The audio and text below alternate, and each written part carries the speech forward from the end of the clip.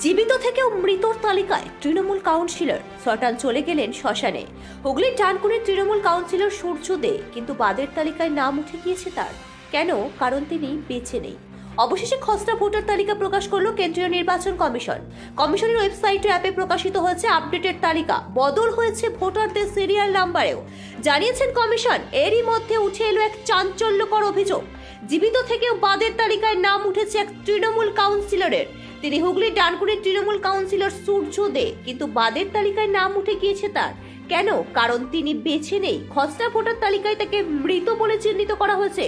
কেন মৃত ভোটার হিসেবে খসড়া ভোটার তালিকায় নাম?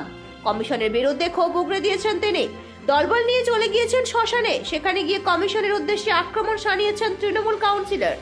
নিজে হেঁটে পৌঁছে গেছেন শ্মশানে। সূর্য দে জানান, কালীপুর শ্মশানে এরা আমাকে নিয়ে এসেছে।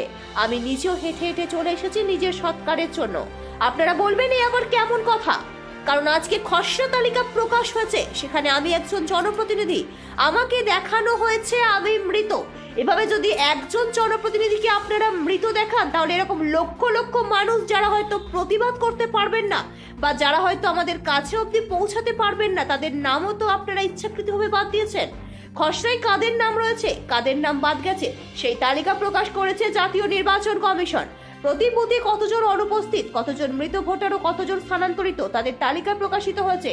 বাদের তালিকা প্রকাশের পর কারো কোনো অভিযোগ থাকলে আধার কার্ড নিয়ে গিয়ে যোগাযোগ করা যাবে কমিশনে। এই খসড়া তালিকা ও নাম বাদ দিয়ে তালিকা নিয়ে বিএলওরা থাকবেন নিজস্ব বুথে। যারা এনুমারেশন ফর্ম ফিল আপ করেছেন তাদের সবার নাম থাকবে খসড়া তালিকায়। তবে এই খসড়া তালিকার 3 ভাগে ম্যাপিং হয়েছে। প্রথম প্রোজেরি ম্যাপিং, সেলফ ম্যাপিং ও no mapping. Progeny mapping 2, self mapping এ নাম থাকায় ভোটারদের হিয়ারিং এর ডাক সম্ভাবনা কম, কিন্তু নো ম্যাপিং এ নাম থাকা ভোটারদের ডাকা হবে হিয়ারিং এ। বিএলও মারফত জানা যাবে কাদের শুনানিতে ডাকা হবে। নো ম্যাপিং এ নাম থাকা ভোটারদের ডাকা হবে শুনানিতে। ব্যুরো রিপোর্ট, আমার বাংলা নিউজ। কালীপুর শ্মশানে এরা আমাকে নিয়ে এসছে, আর আমি নিজেও হেঁটে হেঁটে চলে এসেছি নিজের সৎকারের জন্য। আপনারা বলবেন এই আবার কিরম কথা? কারণ আজকে খসড়া লিস্ট প্রকাশ হয়েছে, সেখানে আমি একজন জনপ্রতিনিধি, আমাকে দেখানো হয়েছে আমি মৃত।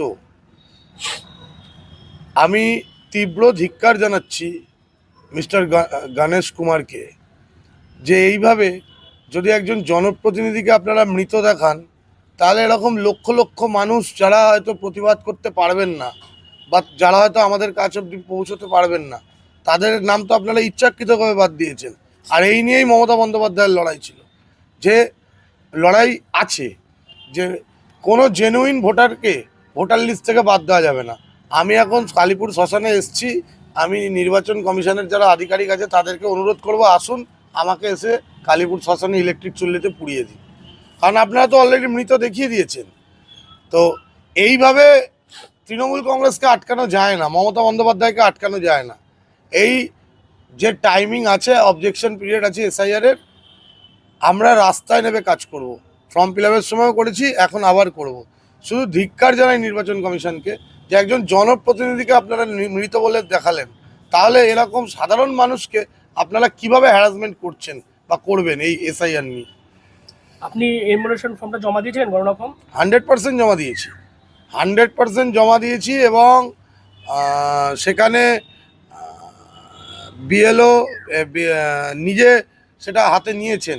এবার কথা হচ্ছে, জমা না দিলে তো নিরুদ্দেশ দেখাতো, জমা দিয়েছি তো, তার জন্যই তো ওরা মৃত দেখাতে সাহস পেয়েছে। কীভাবে দেখিয়েছে আমি I don't know about that, but এটা ধিক্কার জানানো ছাড়া আমার কাছে কোনো উপায় নেই।